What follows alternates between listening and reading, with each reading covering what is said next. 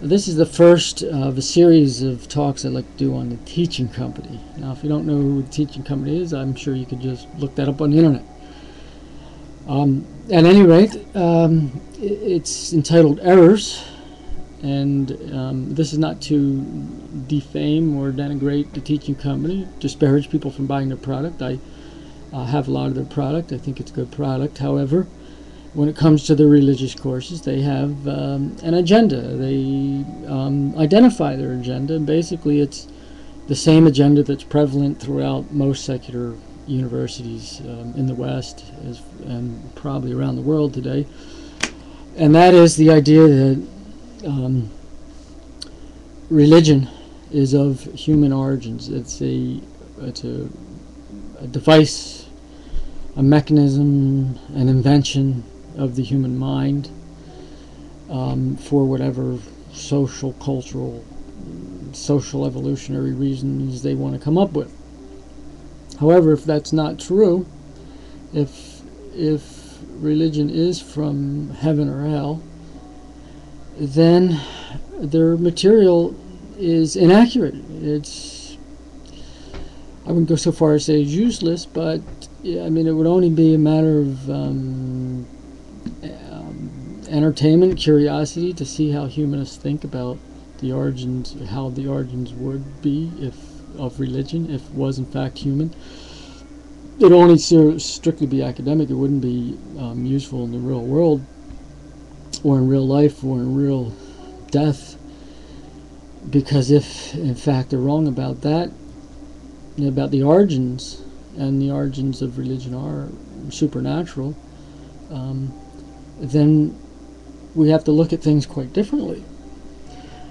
Now, by the way, the reason I'm selected the Teaching Company, and not say some other university or what have you, is because they're in a position to intercept segment of the population made up of, say, autodidacts like myself and others who managed to navigate life without going through an institute of higher indoctrination.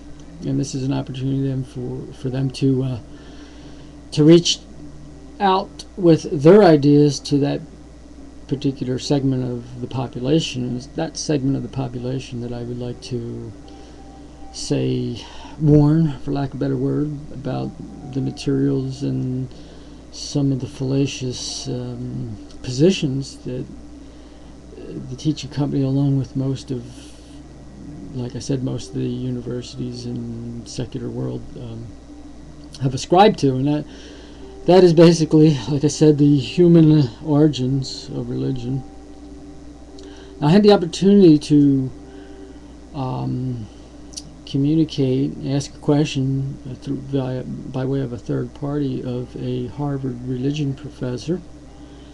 And basically what I was asking him is, why should we assume human origins for religion? Why cannot there be divine origins? His answer: divine origins for religion are impossible to verify historically, that we could not know if that's the case. And that's simply not true. Divine origins of religion would be very easy to verify historically. In fact, the God of the Bible had anticipated this need in the human intellect, and I call it God's modus operandi.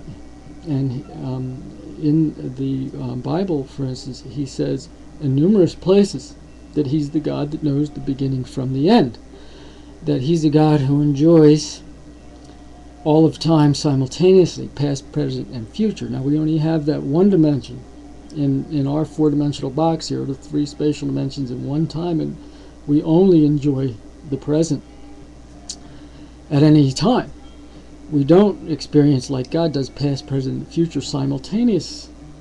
We couldn't even imagine what that might be like, although I think some of us who've been, dabbling in quantum mechanics and those kinds of things are, have an exercised mind to the point that we can begin to comprehend some of those ideas of extra dimensionality and so forth. It's certainly mathematically sound for the idea of a God outside of our universe. It certainly agrees with the first law of thermodynamics, which says that energy and matter cannot be created or destroyed. In effect, what the first law is saying is that the origins of the universe, the explanations for the origin of the universe, has to be found outside of the universe itself. The God of the Bible has demonstrated through prophecy that He is outside of those dimensional constraints, that He does enjoy extra time dimensions. Simply by giving word to a prophet, details of events that are going to take place in the future, the event takes place, the human mind says, oh, how did they know this? Well, they got the information from outside of our four-dimensional space-time continuum. They had extra vantage point, let's say supernatural vantage point. Supernatural, by the way, is just the one of the old-fashioned words, I would say, for spiritual. And, well, let's put it this way. Spiritual is an old-fashioned word for supernatural, and supernatural is an old-fashioned word for extra-dimensional. So the realm where God lives is extra-dimensional. Okay, if you want to say spiritual or supernatural, I understand why you'd say that.